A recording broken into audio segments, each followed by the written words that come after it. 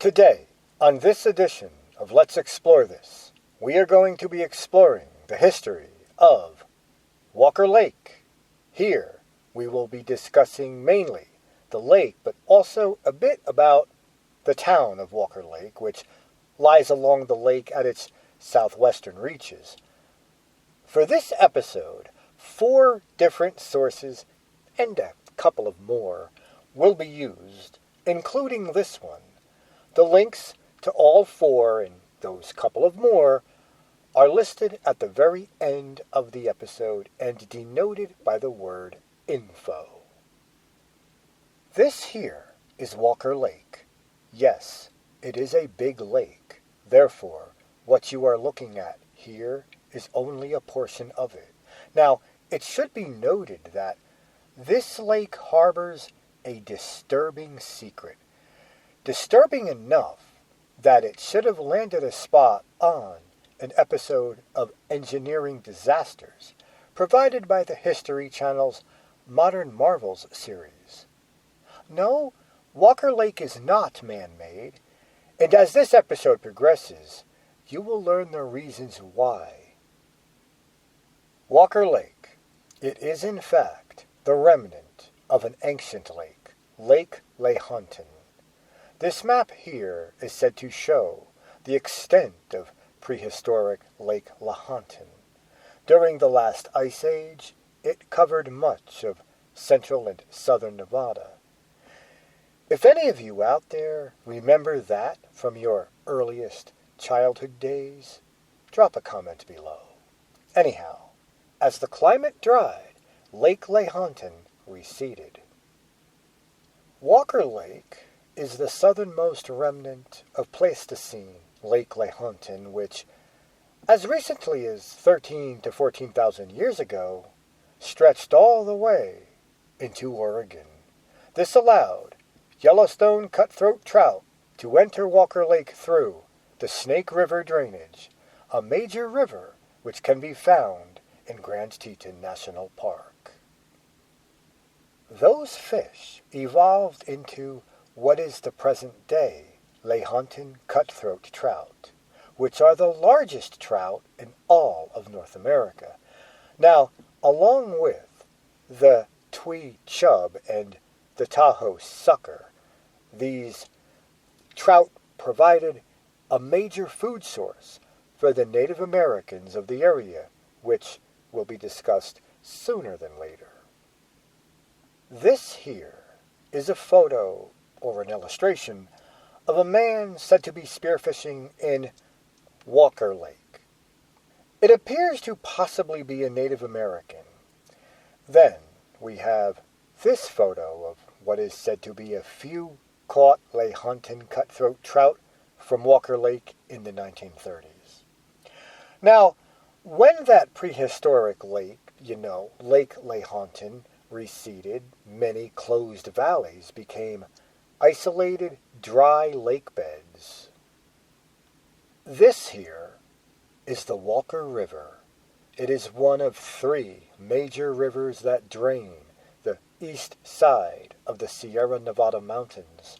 Now, Walker Lake is not in that mountain range specifically. Still, that is where the Walker River originates.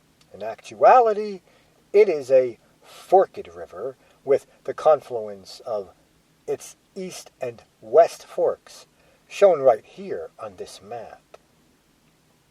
If you have ever been to Yerington, Nevada, you might have seen it. Overall, the Walker River supports riparian, wetland, and desert lake ecosystems. Believe it or not, this river does not reach the ocean. It is a river that drains into Walker Lake, with this map here showing the terminus of the river. A river that does not drain into the ocean is referred to as draining into an endorheic basin. Of course, Native Americans inhabited the Walker Lake Basin dating back 11,000 years or more. As a hunter-gatherer society, the native families traveled in small groups, relying on pine nuts, game, and, yes, trout from this here Walker Lake. The lake is the traditional home of the Agai Daikata, or as they are more commonly called, the Walker River Paiute tribe. In Numu, the Northern Paiute language, Agai Daikata, and hopefully I'm pronouncing that correctly, means trout eater, reflecting the importance of Walker Lake and its associated river for the tribe. You can learn a lot more about the tribe and its relationship to the area right here. Let me now turn your attention to this sign right here, which says that Nevada's earliest maps show Walker Lake. Jebediah Strong Smith, the first American into Nevada, passed near here in 1828 during his remarkable trip across the state. Peter Skeen Ogden was also here in the Walker Lake area in 1829. Then he was in Fremont, Utah in 1845 with his guide Joseph Walker, for whom this here lake is named. By the way, if you are wondering, Walker Lake, it is located in Mineral County, Nevada. Upstream, agriculture was quickly established, and the first water right was granted in 1859, marking the start of what would come to be Walker Lake's decline. Dams at Topaz and at Bridgeport prevented the trout from swimming nearly 100 miles upstream to spawn in the lakes and streams of the Sierra Nevada mountains. Way over there on the other side of the lake is the eastern edge. Sorry, folks, we will not be going to that side. Not only does it appear quite difficult to reach, but it may take far too many miles than I need to be traveling at this time. So, we will be staying right here on the western edges for this episode. However, for the next bit of information to be discussed, the eastern edge is important. This map here shows the southern tip of Walker Lake. Located just south and a bit east of that is the long-forgotten town of Thorn. Now, we will not be delving much into detail about Thorn here. However, it is a bit important due to it once being a somewhat important train stop. Yes, as this photo here shows, Thorn once had a train station. You see, remnants of an old railroad can be found at some points on the eastern edges of the lake.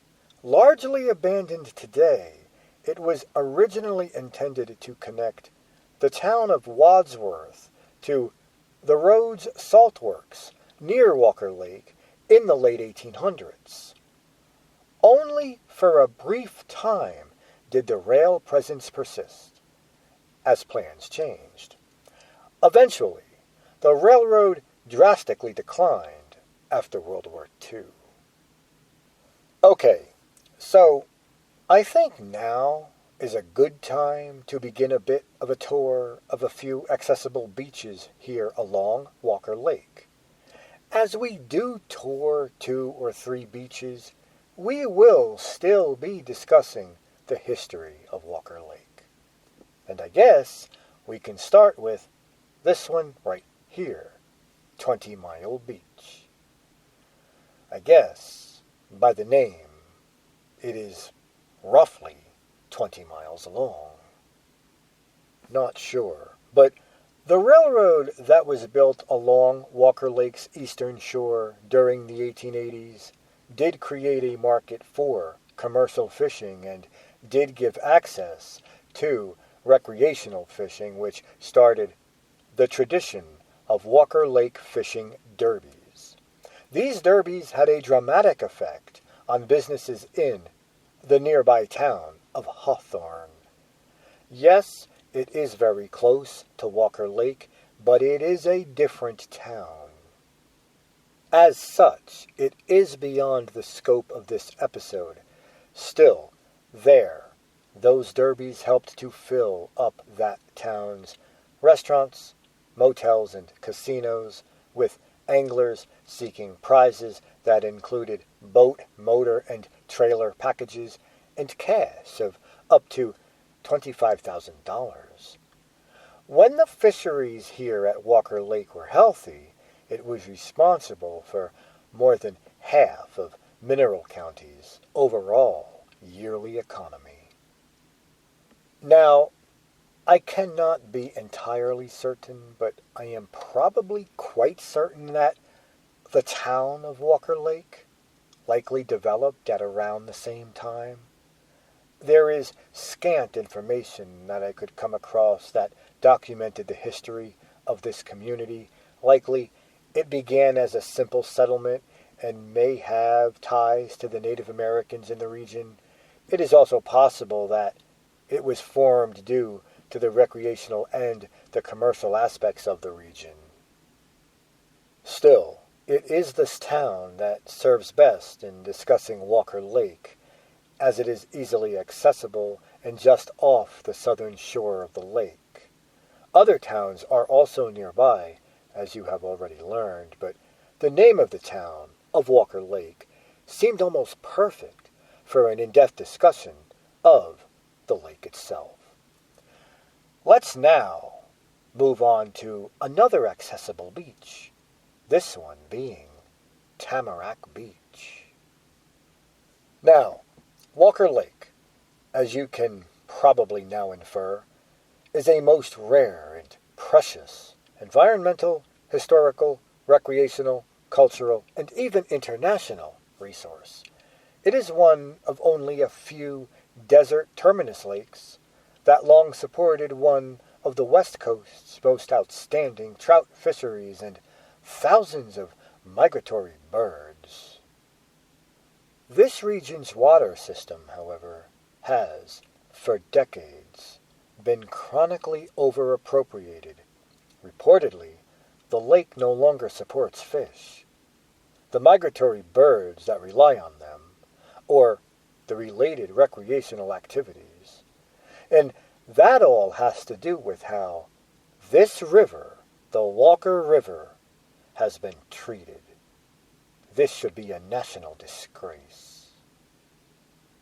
As recently as the 1980s, more than half of Mineral County's economy depended on Walker Lake.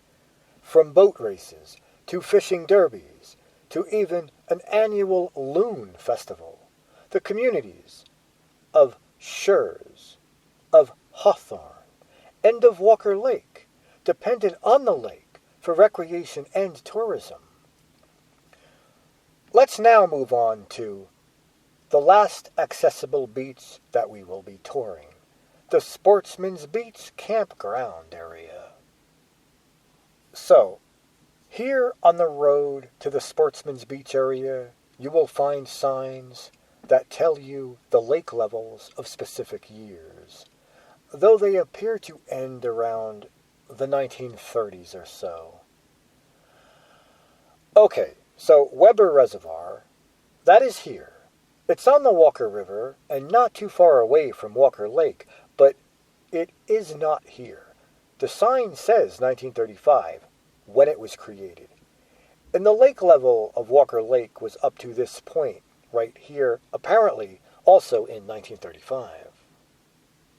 Let me now briefly turn on Explore mode for a bit. Hey, here at Sportsman's Beach, look at all the cute little picnic table coverings they have. I bet it gets very, very hot and sunny here, so they have these coverings over the tables. I mean, this would be a nice place for me to sit and use my computer for a while. The only problem is, you can't get a signal. Well, you can get a signal here. So, check. I know you can't get internet unless you have a signal. But let's check these out. So they got a little grill on the ground there. See that right there? We're not cooking anything today, folks. I'm just showing you these because they're kind of cute looking. There's a grill here. milk chocolates and stuff. I don't think that stuff is supposed to be on there.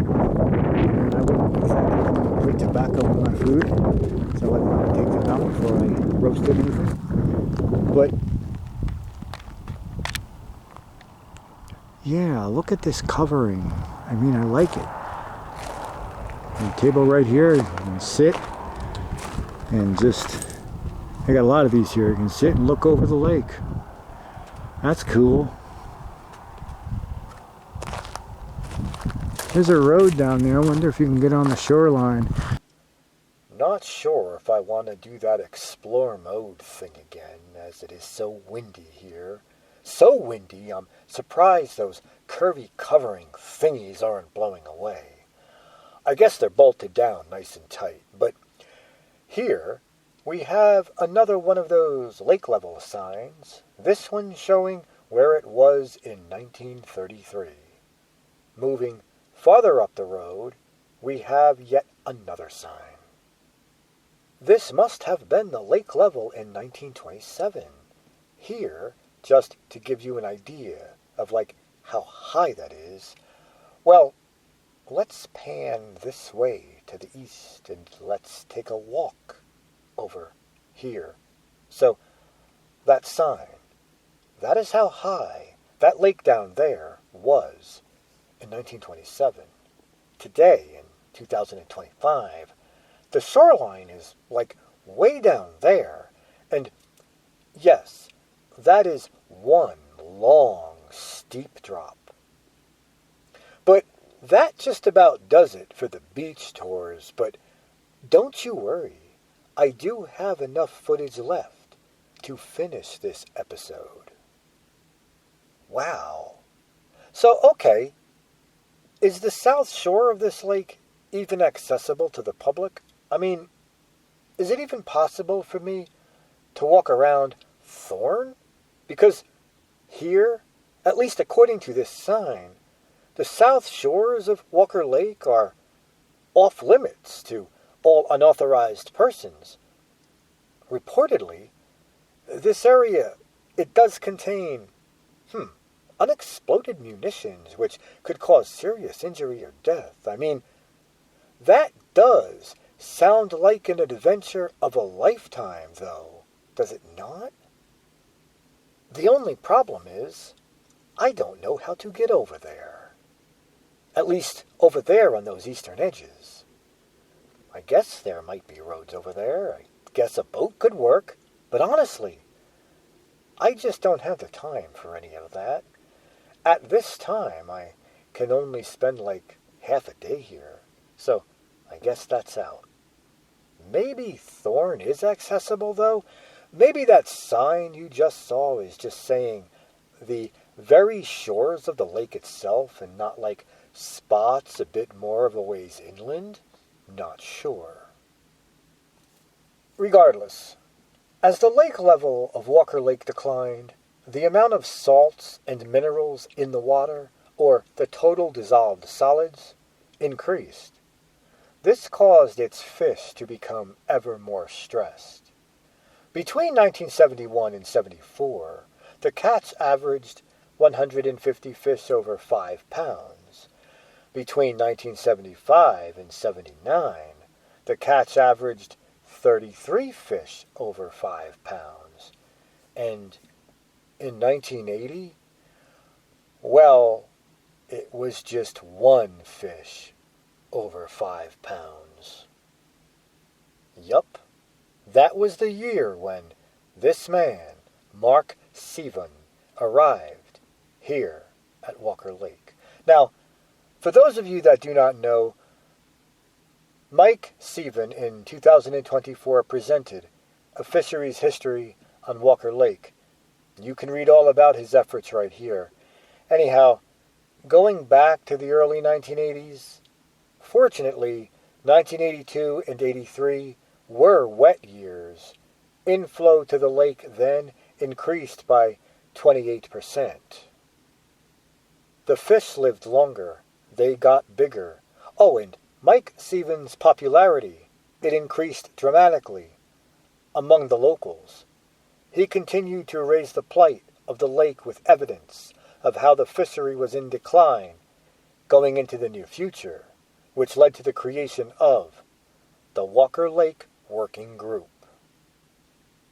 Although the Nevada Department of Wildlife and the United States Fish and Wildlife Service stocked 200,000 yearling cutthroat trout each year from 1980 to 2000, as the lake's salinity rose, the stocked fish had to be pre-acclimated by placing them into tanks filled with a solution of freshwater and of lake water.